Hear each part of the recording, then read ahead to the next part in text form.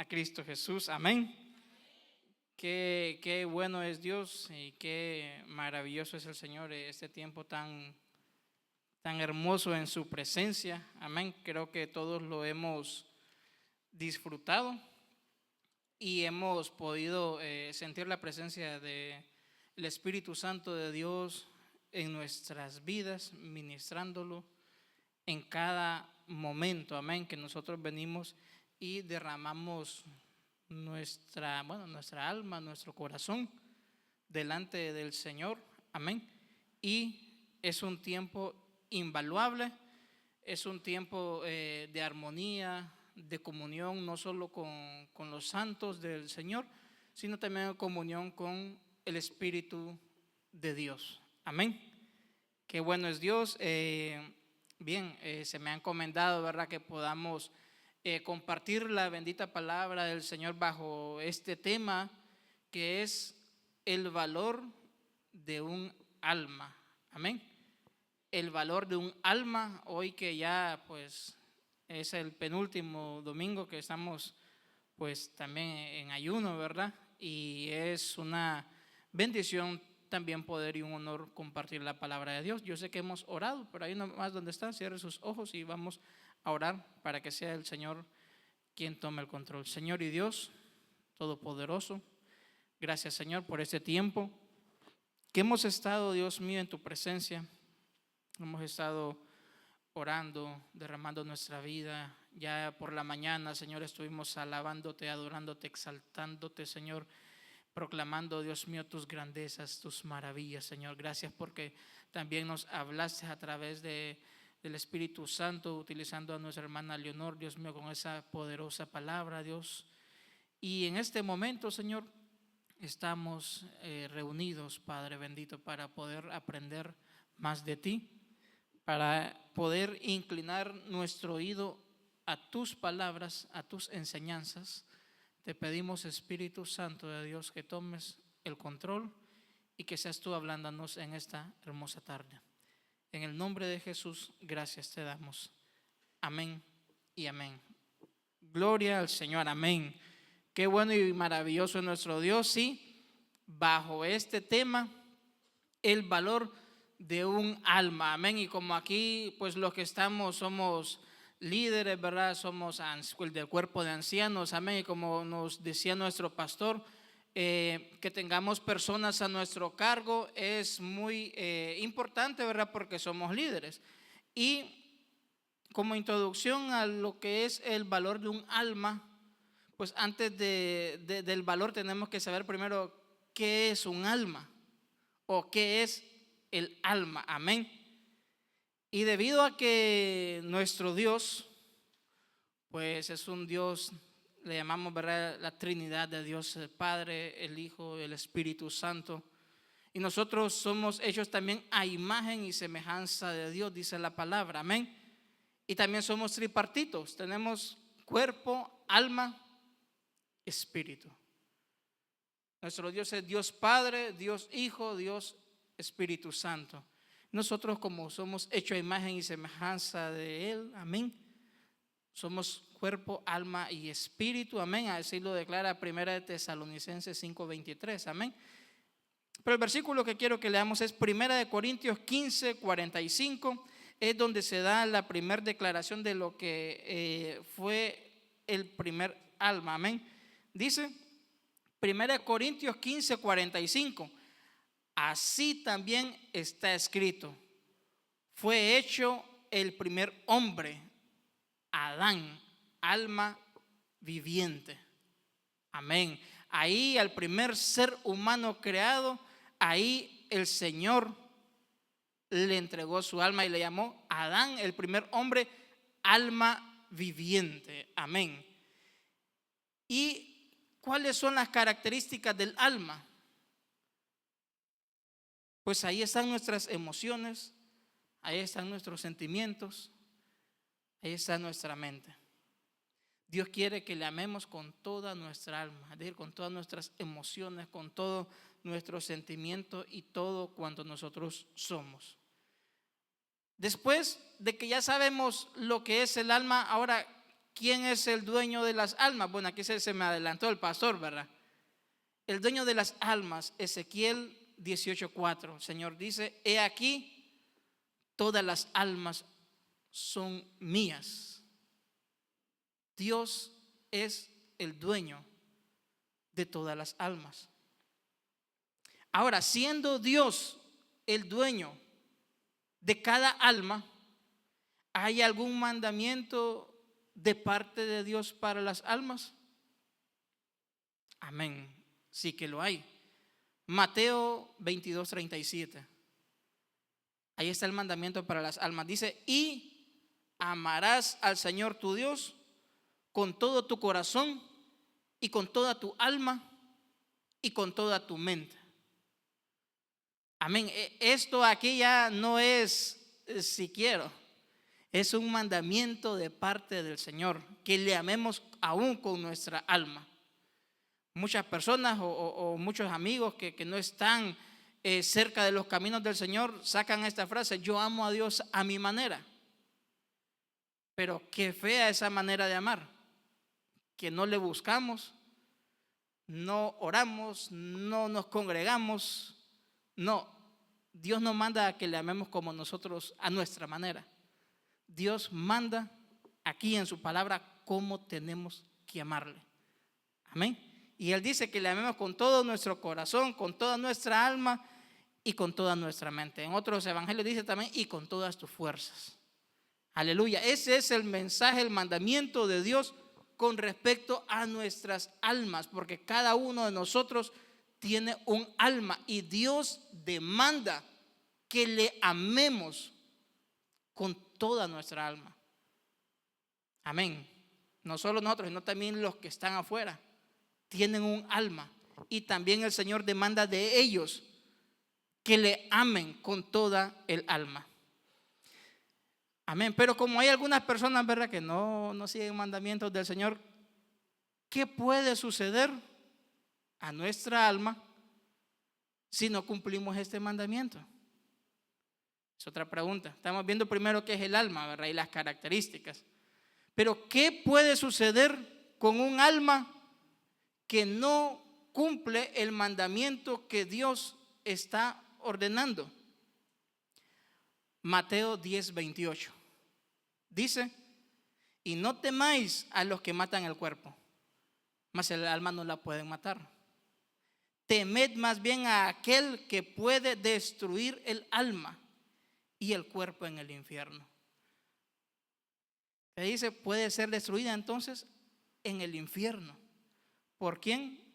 Por Dios, porque Él es el dueño.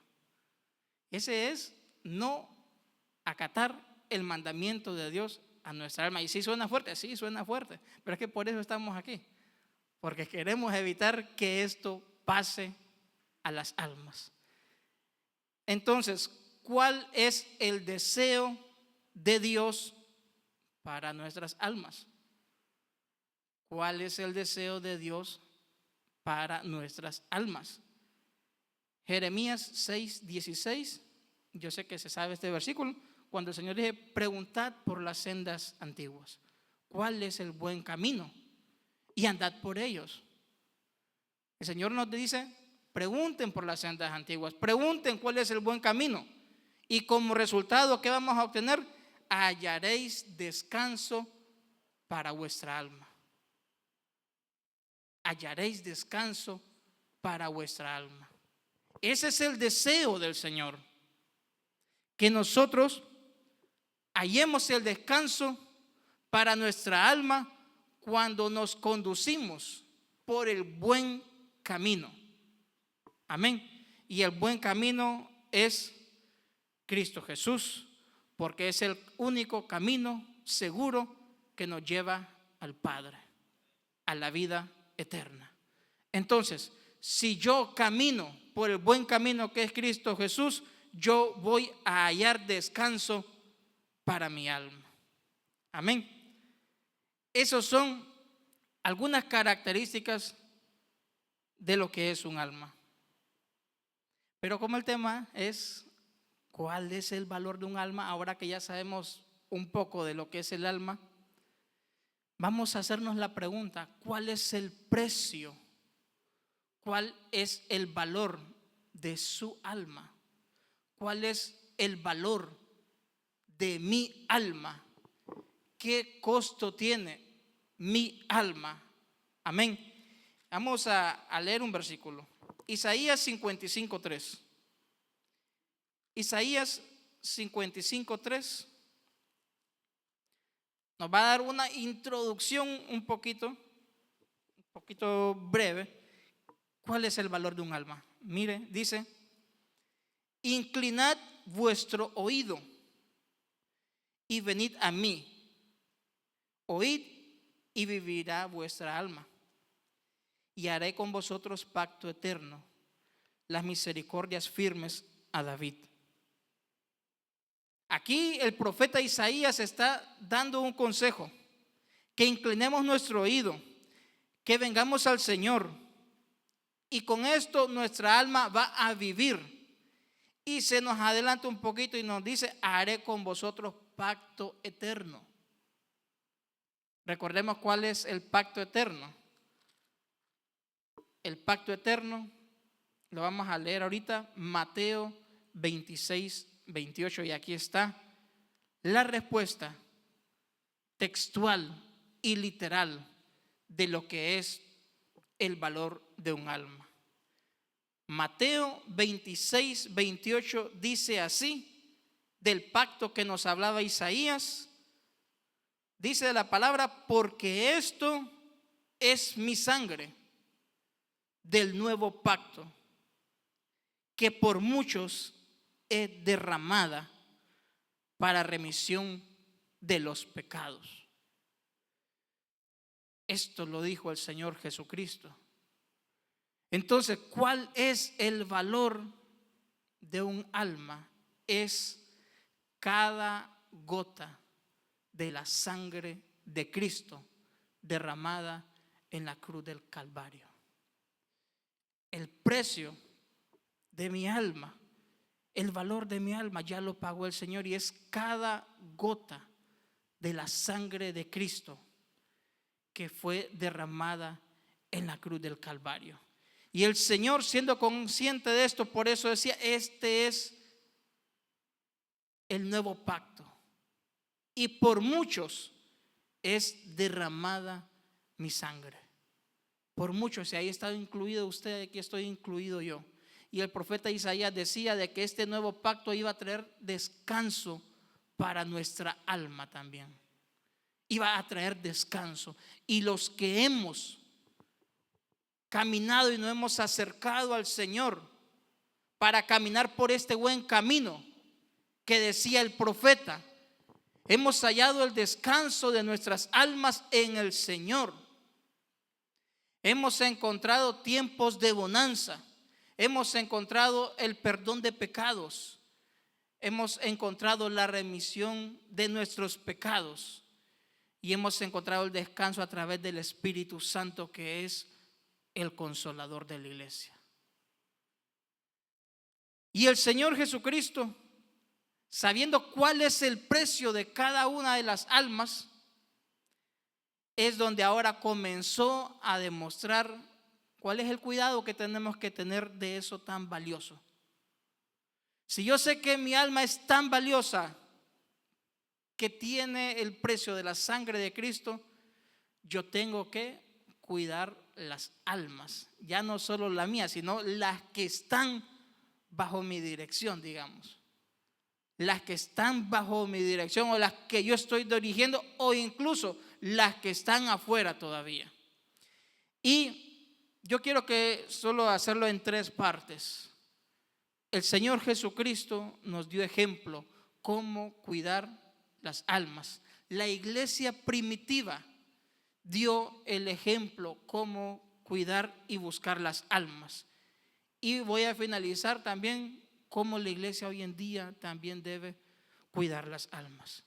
Y el Señor Jesucristo dice la palabra de que cuando Él venía y Él se paraba y miraba a las multitudes, ¿qué sentía por ellas? Compasión. No sentía lástima. Algunos dicen lástima. No, el Señor sentía compasión. El Señor sentía compasión. ¿Por qué? Porque andaban como ovejas que no tienen pastor. Aquellos ciegos que estaban ahí rogándole al Señor: Señor, ten compasión de nosotros, ten misericordia de nosotros. No, ya la tiene el Señor. Ya la tuvo el Señor. Y nosotros tenemos que ver a las almas como el Señor Jesús las miraba, con compasión, que andan como ovejas que no tienen pastor, que andan como ovejas desamparadas y dispersas, que nadie las está guiando, que nadie las está guiando. Así las miraba el Señor, porque el Señor las miraba con ojos de amor, con ojos de compasión. Y hoy en día nosotros tenemos que también tener esa mirada que tuvo Cristo sobre las personas, mirarlas con compasión. Y el Señor nos dio muchos ejemplos de cómo ir y rescatar un alma que estaba afligida, un alma que estaba oprimida, un alma que estaba necesitada, un alma que estaba llena de pecados. El Señor, en los 4 evangelios hay muchos casos, pero hay 2 casos en particular que a mí me llaman la atención. Es bastante la lectura, solo lo voy a citar. Está en Lucas 8:22. Dice el Señor a sus discípulos, están a la orilla del lago de Galilea, y el Señor viene y de repente les dice: pasemos al otro lado. Amén, ¿han leído esa parte? El Señor les dice: pasemos al otro lado. Pero el Señor no les dice para qué. Y yo me imagino que los discípulos, Pedro, Juan, ya viniendo, sacando la balsa. ¿Y qué querrá ir a hacer Jesús al otro lado? ¿Para qué el Señor quiere meterse a navegar al otro lado? ¿Sabe por qué el Señor dijo eso? Porque del otro lado del lago, del otro lado del mar de Galilea, había un alma que estaba siendo oprimida, no por uno, sino por muchos demonios. ¿Y quién era? Era aquel endemoniado gadareno, ¿verdad? No tenía ganado, no era el ganadero, era gadareno. Amén, del sector de Gadara. Era exactamente el antiguo de Gad, de la tribu de este lado del Jordán. ¿Qué sucede? Ahí los discípulos no entendían para qué quiere Jesús ir al otro lado. Es como que yo me vaya ahí por Pueblo Nuevo y diga: bueno, agarremos una lancha y vámonos al otro lado. Bueno, ¿y para qué? Nos vamos a ir allá por el sector del Macrocanal, creo que lean. Vámonos para allá. ¿Para qué? ¿Qué voy a ir a hacer yo allá? ¿Sabe? Muchas veces los propósitos de Dios van contrarios a la lógica humana. Y el Señor solo les dije: preparen la balsa porque nos vamos. ¿Y sabe cuánto navegaba en el mar de Galilea? 53 kilómetros aproximadamente. Es más de aquí, como de ir aquí a San Pedro Sula. Y no era en lancha, no era con motor, eran balsas que le ponían velas. ¿Y qué pasaba? Cuando iban ahí en medio del lago se desató la tempestad, porque el enemigo que anda sobre la jugada, que el Señor lo reprenda, sabía que allá que ya tenía dominado un alma, que allá tenía oprimido un alma. Desde niño lo tenía oprimido y se acercaba el Todopoderoso a libertarlo, y el enemigo iba a hacer lo que sea para que aquella alma no fuera libre. Pero bastó una palabra del Señor para que esa tempestad se volviera paz. Y el Señor fue y llegó y libertó al oprimido. Y creo que ahí también sanó, no recuerdo si fue un mudo. Pero después, cuando hizo la obra, el Señor le dijo a los 12 discípulos: bueno, pasemos otra vez al otro lado. Hermano, solo a eso fue. Eran 2, ok. Solo a eso fue el Señor. Después, cumplida la misión, agarró otra vez la balsa y se regresó. Hermano, solo a eso fue el Señor, a libertar las almas oprimidas. Y lo hizo marítimamente. Oiga bien, y nosotros a veces lo pensamos 2 veces. Hay hermanos que tienen experiencia navegando, pero hay otros que nunca se han subido a una lancha porque les da miedo. Pues el Señor se subió. para ir a libertar un alma oprimida.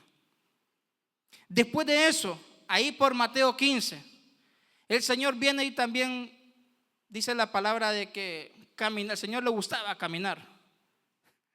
No había otra, ¿verdad? Y de repente el Señor empieza a caminar hasta que sale de los límites de Israel. Salió Jesús de los límites de Israel. Y yo me imagino a los discípulos, bueno, ¿y qué le pasará al Señor que anda aquí ya? Señor, ya cruzamos la frontera. Ustedes síganme. Y allá iba Jesús, allá iba Jesús, allá iba Jesús.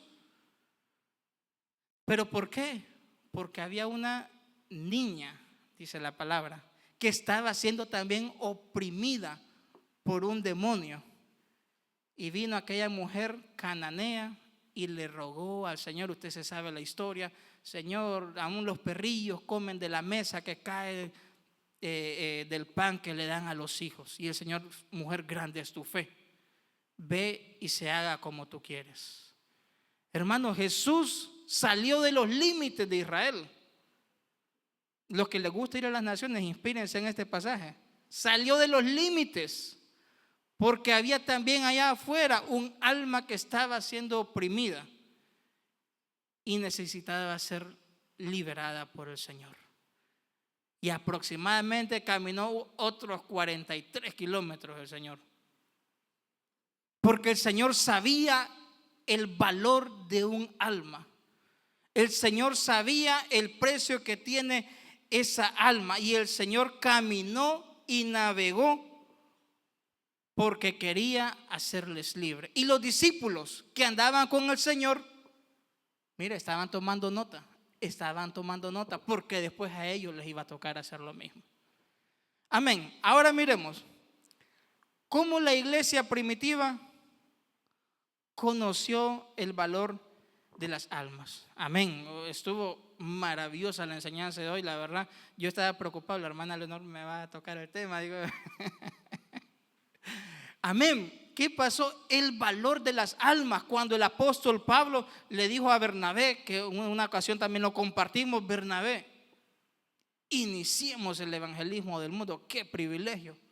Salgamos a evangelizar. Bueno, aquí creo que más de alguna vez hemos salido en equipo, bueno, pero ellos fueron los dos primeros. Salgamos a evangelizar. Vayamos por las almas. Vayamos por las almas. Y mire, Hechos 16, este sí quiero que lo veamos. Hechos 16:6. Pero es que aquí no solo basta que yo tenga deseos, tengo que tener mi mejor acompañante, que es el Espíritu Santo de Dios. Dice Hechos 16:6. Y atravesando Frigia y la provincia de Galacia, les fue prohibido por el Espíritu Santo hablar la palabra en Asia.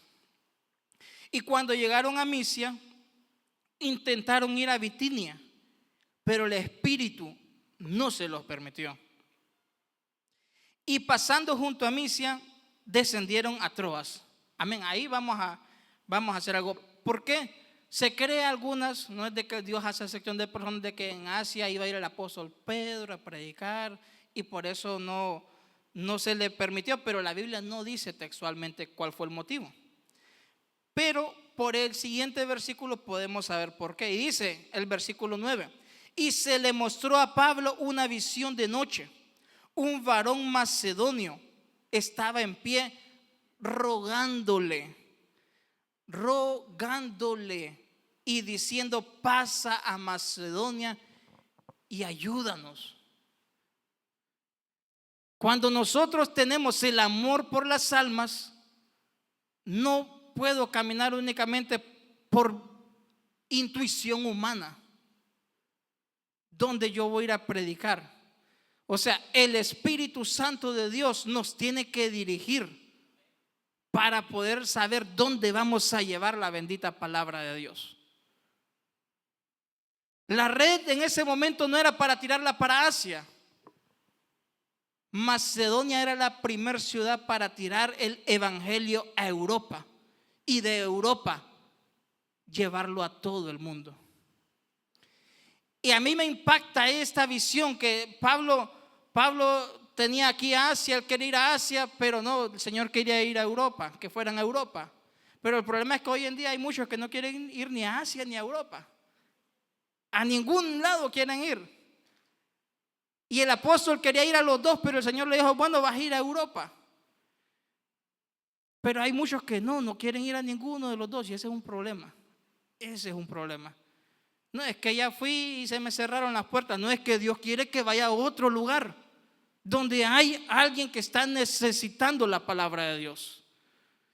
Y el varón macedonio, esta visión que tuvo el apóstol Pablo, o sea, era un sentido literal que le estaba rogando, por favor, ven aquí, estamos necesitando, ayúdanos. Estamos necesitando de Cristo aquí, en este barrio, en este sector, en esta colonia, en esta cuadra. Aquí hay muchas almas que costaron la sangre de Cristo y no hay quien les predique el evangelio, y ocupamos que vengas a nosotros y que nos ayudes y que nos prediques. Hay almas que no están aquí en la iglesia, pero están más sedientas de Dios que nosotros a veces. Hay almas que están sedientas de Dios, pero deben haber obreros que sean guiados por el Espíritu Santo para llegar a esas almas. Tenemos que ser movidos por el Espíritu Santo de Dios para saber cuáles son las almas que están necesitadas con urgencia, con sentido de urgencia de recibir la palabra de Dios. Y hoy en día también hay personas que están necesitando y nosotros no lo podemos callar. Hechos 15:36, el versículo que leyó la hermana Leonor hoy en la mañana. Hechos 15:36. Ya Pablo había hecho su primer viaje misionero, lo vimos hoy ya muy detalladamente. Había hecho su primer viaje misionero. ¿Y qué iba a hacer el apóstol? Señor, ya recorrí como 2000 kilómetros, vacaciones. Vamos a descansar aquí en la iglesia de Jerusalén. Vamos a estar tranquilos. Vamos a estar orando, ayunando aquí en la casa. Y ya fuimos a predicar el evangelio. Ya hicimos la misión. Pero mire, no tenía que hacer, dicen algunos. No. Pablo viene y le dice a Bernabé, volvamos a visitar a los hermanos. Oiga bien, en todas las ciudades en que hemos anunciado la palabra del Señor. ¿Y sabe para qué quería ir Pablo? Dice, para ver cómo están.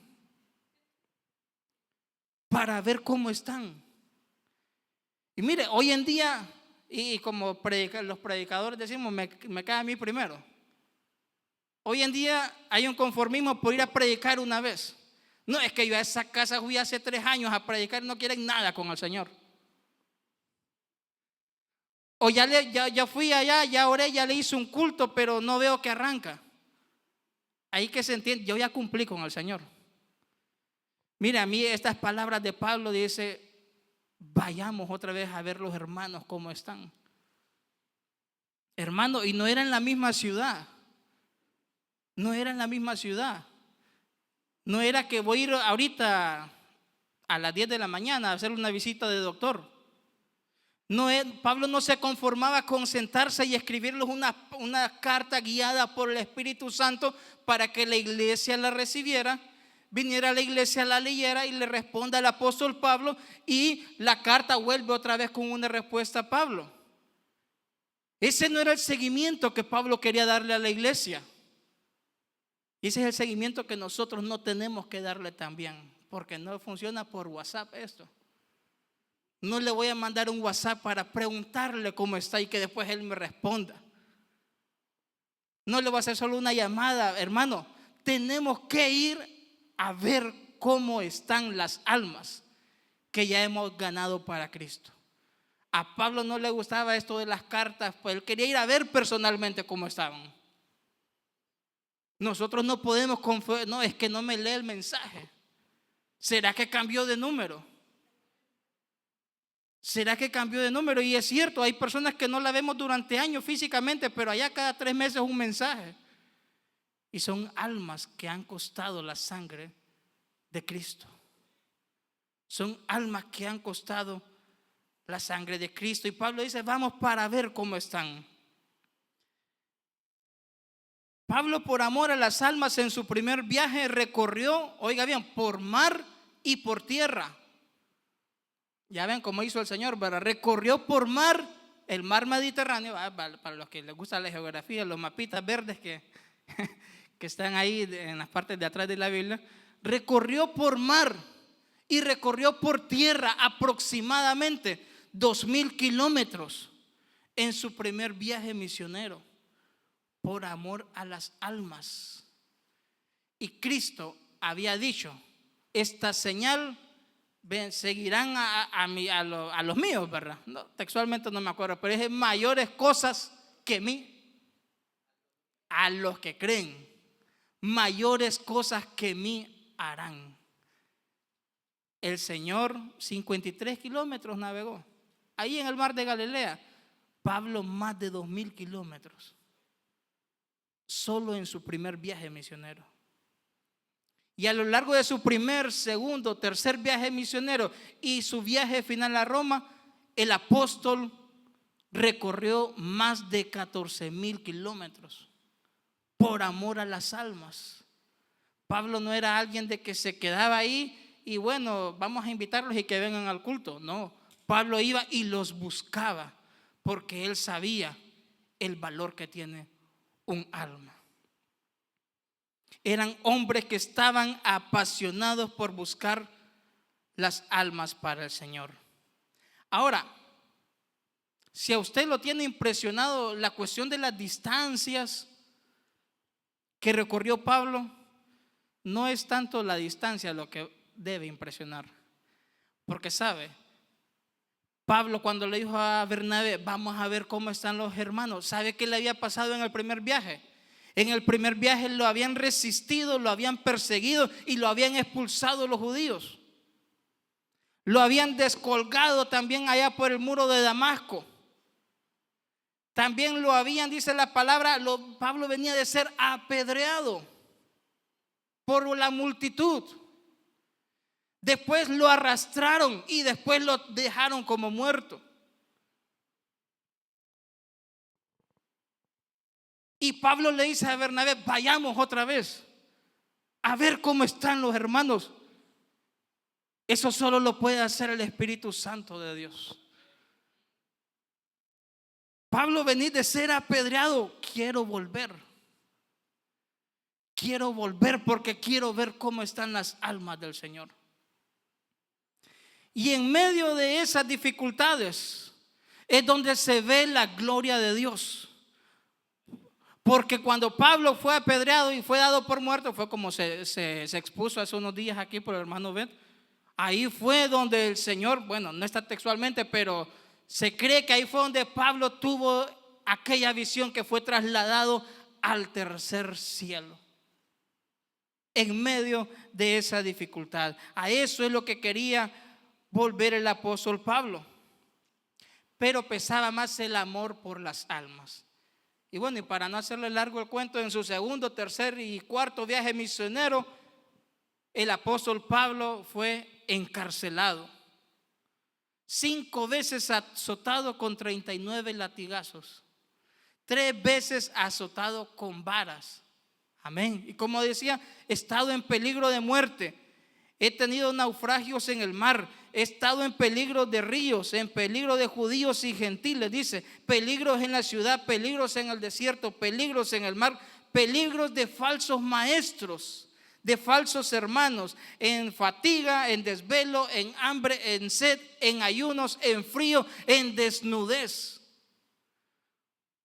Porque tenía amor por las almas. Pero eso no era lo que más agolpaba al apóstol Pablo. Sus padecimientos no era lo que más lo agolpaba. Él dice ahí en la palabra de que más lo agolpaba la preocupación por todas las iglesias. No eran los azotes lo que le dolían a él. No era el peligro de naufragar en el mar. No era el hambre, no era la desnudez. a él lo que más le agolpaba era la preocupación por todas las iglesias del Señor, el amor por todas las iglesias del Señor. Eso era lo que más a él lo agolpaba, lo que a él más le preocupaba, porque él tenía amor por las almas. Hechos 18:9. Gloria al Señor. Hechos 18:9 y 10. Mire, yo siempre le digo que es como mi versículo, la verdad. Porque en algún momento cuando Pablo estuvo en Corinto, dice la palabra que los judíos rechazaron la palabra. Yo siempre digo, el mensaje que nosotros predicamos es impopular, no toda la gente lo quiere. No a toda la gente le llama la atención. Y a los de Corinto no les gustó que Pablo fuera a predicar allá. Y aunque Pablo parecía que no se desanimaba, a veces él estaba en carne también. Pero mire que se le apareció el Señor de noche y le dijo. Entonces el Señor dijo a Pablo en visión de noche: no temas, sino habla y no calles, porque yo estoy contigo y ninguno pondrá sobre ti la mano para hacerte mal, porque yo tengo mucho pueblo en esta ciudad. Mire, cuando usted y yo estamos desanimados, que no queremos predicar, léase este versículo. Léalo. No me están preguntando, pero aquí lo tengo escrito yo en mi primera página, de acordarme siempre este versículo. Hechos 18:9. No temas, sino habla y no calles. No calles, porque yo estoy contigo. ¿Cuál es la garantía de predicar? Que Dios está con nosotros. ¿Cuál es el motivo de predicar? Que hay muchas almas de Dios allí, en ese lugar. Aunque con nuestros ojos físicos no lo vemos, el Señor que mira más allá dice que hay mucho pueblo.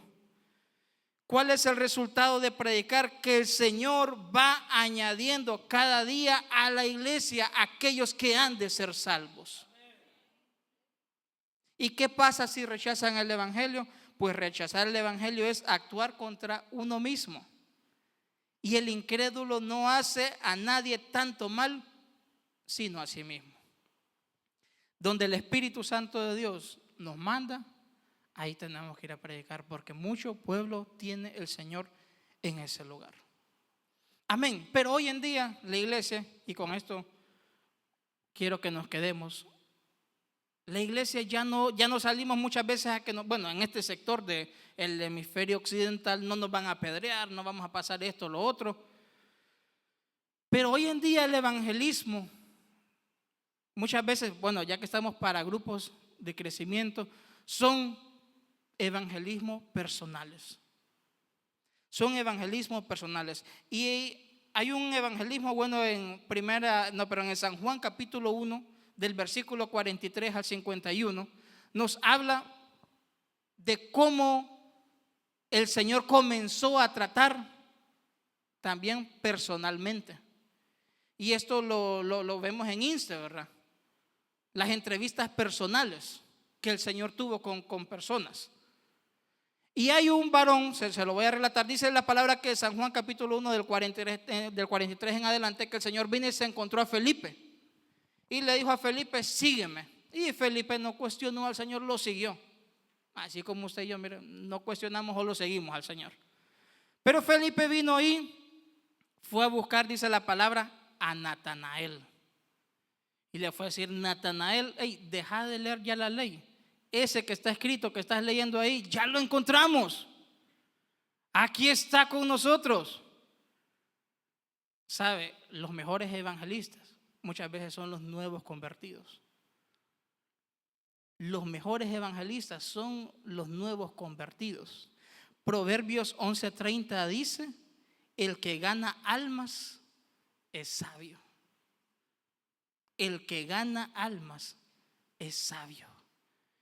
Y Felipe le fue a decir a Natanael: Natanael, soltá, deja de leer, aquí está en persona. Aquí está Jesús, el hijo de José. Impreciso el mensaje, porque Cristo no era el hijo de José, Cristo era el hijo de Dios.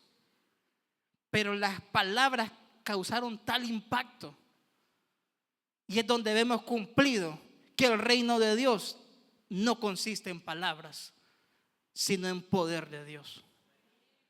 Sino en poder de Dios. Y Natanael entra en aquella pregunta: usted sabe de Nazaret puede salir algo bueno. Y Felipe hizo lo que usted y yo tenemos que hacer. No se puso a discutir, sino que le dijo: vení y mira por vos mismo. Ven y ve. Qué mensaje más sencillo. Ven y ve. No, ¿y qué voy a ir a hacer a la iglesia? Es que Dios ya no tiene nada para mí. Vení y ve. Ven y ve. No, es que ¿para qué voy a ir a perder mi tiempo con alguien de Nazaret? Felipe, ven y ve. Porque el evangelio, hermano, el evangelio no es para discutir, no es para ver quién sabe más. El evangelio no es para ver quién tiene la razón o quién tiene conocimiento. El evangelio es poder de Dios para salvación.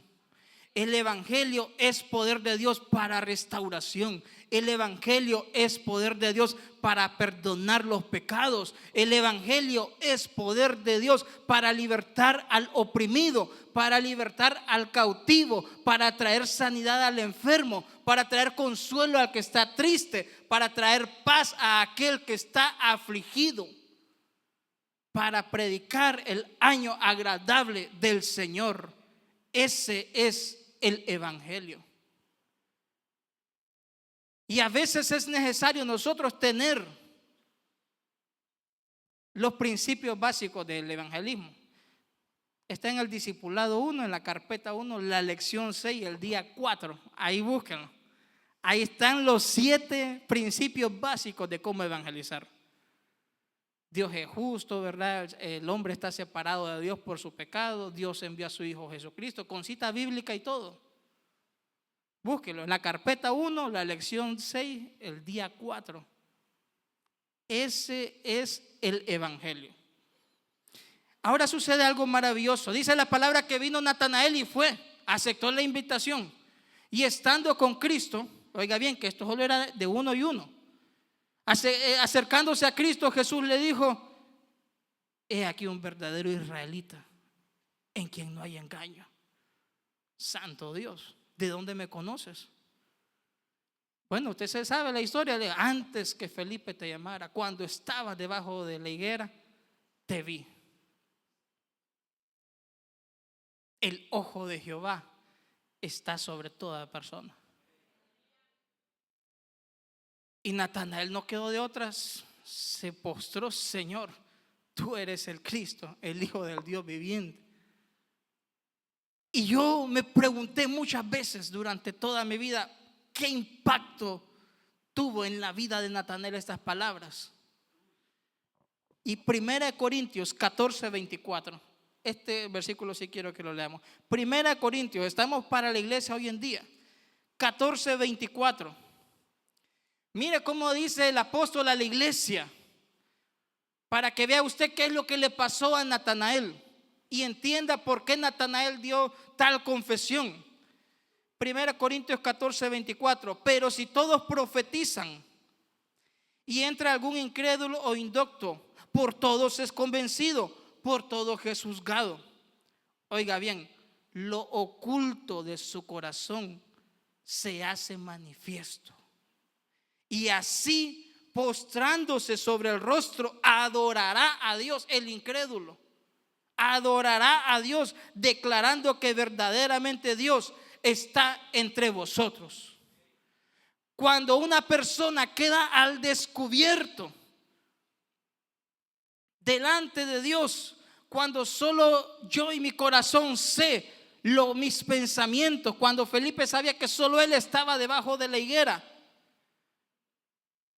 cuando Natanael ve que él estaba debajo de la higuera y el Señor le revela lo manifiesto, le manifiesta lo oculto de su corazón, aquí se cumple esta palabra: Él vendrá y se doblará y rostro en tierra adorará al Señor. Cuando usted y yo profetizamos, también aparte del ministerio de profecía bíblica, pero si yo estoy diciendo que Cristo viene, que Cristo salva, que Cristo perdona, estoy profetizando también. Yo estoy profetizando y estoy dando la palabra. Entonces el alma que viene y que no conoce al Señor y está escuchando la palabra, y lo oculto de su corazón se hace manifiesto. Esta persona va a pasar aquí, mire, y va a postrarse y va a adorar a Dios y va a decir: verdaderamente Dios está en este lugar, verdaderamente Dios está en esta iglesia. Hay personas, hay almas que están, como decimos, de toque, están sensibles porque están necesitando la presencia de Dios en su vida. Bartimeo el ciego, cuando estaba a la par del camino mendigando, dice la palabra de que él escuchaba aquella bulla, así como las personas están ciegas espiritualmente, escuchaban aquella bulla, y él vino y agarró a uno: ¿qué está pasando? Mire, aquel uno solo le dijo algo: Jesús de Nazaret está pasando por aquí. Desató el corazón de aquel necesitado de Dios. Solo le dijo: Jesús de Nazaret está pasando por aquí. Y se desató Bartimeo: Jesús, hijo de David, ten misericordia de mí. Jesús, hijo de David, ten misericordia de mí. Pero él no sabía quién estaba pasando porque era ciego. Se necesitó de alguien que le dijera que Jesús estaba pasando en ese momento. Necesitamos como iglesia decirle al alma que está ciega que Jesús está pasando. Y esas almas están de toque, están solo de darle la palabra. Y ellos se desatan porque están sedientas de Dios, están necesitadas del Señor. Y usted se sabe la historia, lo que hizo Jesús con Bartimeo, que le devolvió la vista. Y otro fue el apóstol Pablo. Ya voy finalizando. El apóstol Pablo, cuando quedó ciego, y Dios manda a Ananías y le dice a Ananías, bueno, eso está en Hechos 9: Ananías, ve y ora por Pablo. Mire cómo es el amor por las almas. Señor, por Saulo. Señor, pero este es el que te está persiguiendo en la iglesia. Este es el que nos pone presos a nosotros. Y yo, cuando leí este pasaje, me preguntaba: ¿cuántos hermanos ya habían entregado a Satanás al inconverso de Saulo? ¿Cuántos hermanos de la iglesia ya habían determinado a Saulo como un enemigo de la cruz de Cristo? ¿Cuántos de la iglesia ya habían orado para que Saulo muriera? ¿Cuántos ya le habían entregado el alma de Saulo a Satanás? Pero el Señor dice: ve, porque instrumento útil me es este.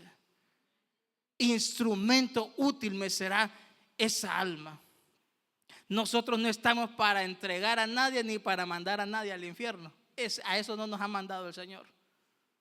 Dios no nos ha mandado eso. Nosotros nos ha mandado a predicar las buenas nuevas del evangelio de Cristo Jesús.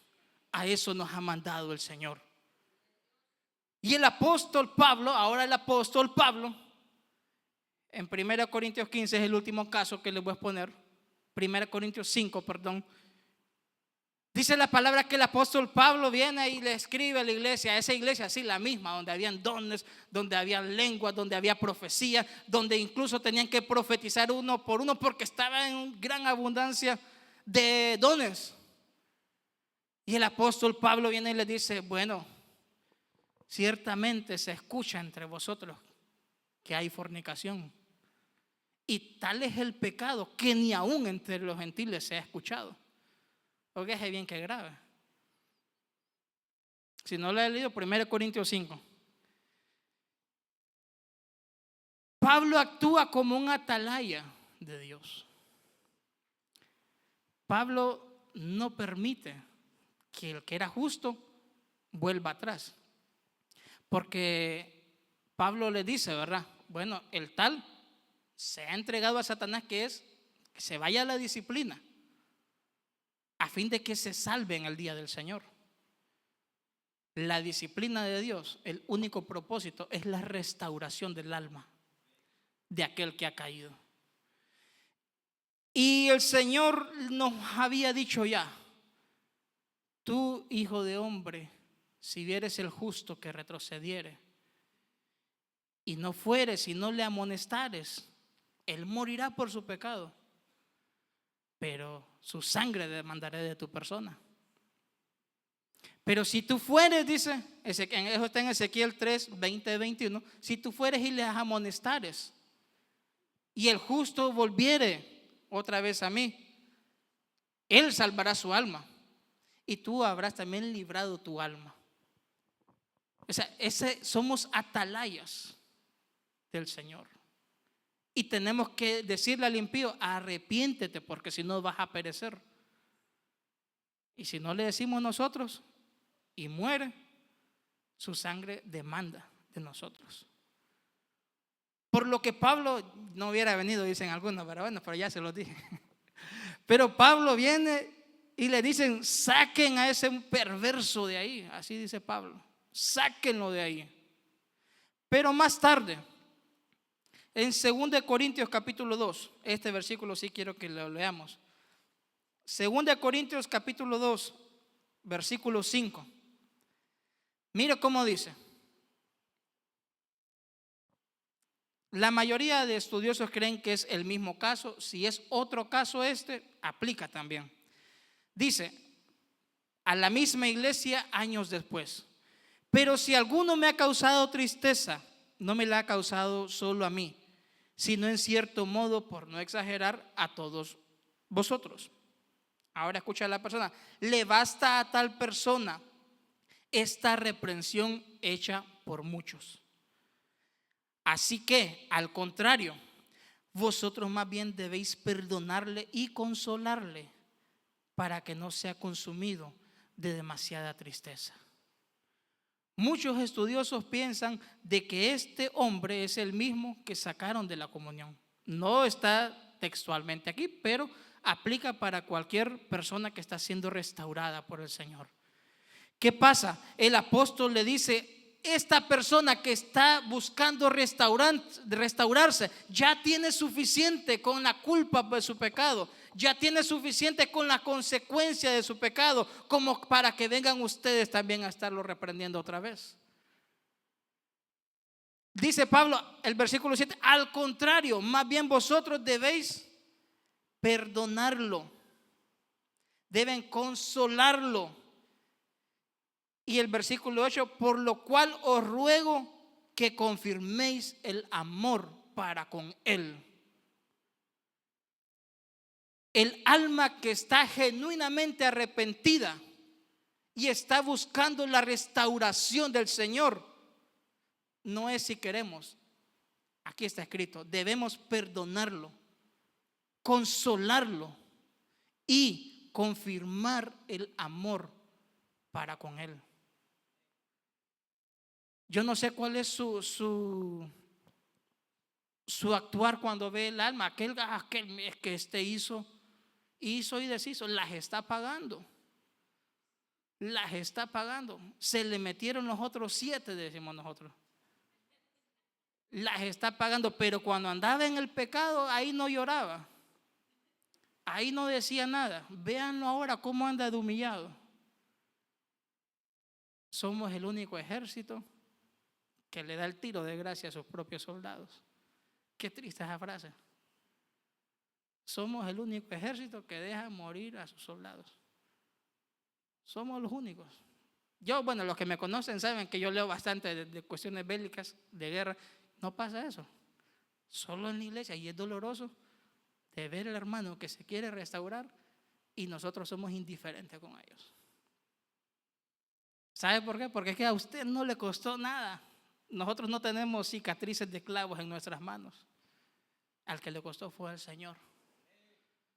La alma de ese que usted dice que ahora anda humillado, le costó al Señor. Y el alma está buscando acercarse otra vez y le damos el tiro de gracia todavía a nosotros. No lo saludamos, no lo evitamos. Pero Pablo dice, ese mismo que yo dije de que lo entregaran a Satanás y que se salvó, la restauración fue efectiva, se restauró. Ahora él dice, tienen que perdonarlo, tienen que consolarlo y tienen que confirmar el amor para con él. ¿Nos creeremos nosotros más salvos que él? Aquí con este versículo cierro, dice. El versículo 11, para que Satanás no gane ventaja alguna sobre nosotros, pues no ignoramos sus maquinaciones. Si yo soy indiferente con el alma que se está queriendo restaurar, Satanás ya no está teniendo poder sobre esa alma. Ahora está teniendo ventaja sobre los que son indiferentes con ese hermano que está buscando restaurarse. Satanás está ganando ventaja sobre esa persona que está queriendo restaurarse y yo estoy siendo indiferente con él. Aquí dice el apóstol, no ignoramos ninguna de sus maquinaciones. Son socios. ¿Y por qué? Porque si yo no quiero perdonar a mi hermano, Dios no me puede perdonar a mí tampoco. Porque el Señor dijo, si ustedes no perdonan a sus semejantes, yo no los puedo perdonar tampoco. ¿Ya cómo va a ir usted en la noche? El Señor, perdóname, y usted no está perdonando. Está siendo indiferente con el alma que costó la sangre de Cristo. Con este versículo vamos a cerrar Santiago 5, 19 y 20. Santiago 5, 19 y 20. Ya tenemos que dejar de ser ese ejército que deja morir a sus soldados. Santiago 5, 19, 20 dice, hermanos, si alguno de entre vosotros se ha extraviado de la verdad y alguno le hace volver, sepa que el que haga volver al pecador del error de su camino, salvará de muerte un alma y cubrirá multitud de pecados. Iglesias, seamos ese alguno. Seamos ese alguno que hace volver al hermano de su error, porque es el precio de la sangre de Cristo Jesús. Amén. Pónganse en pie en esta maravillosa tarde.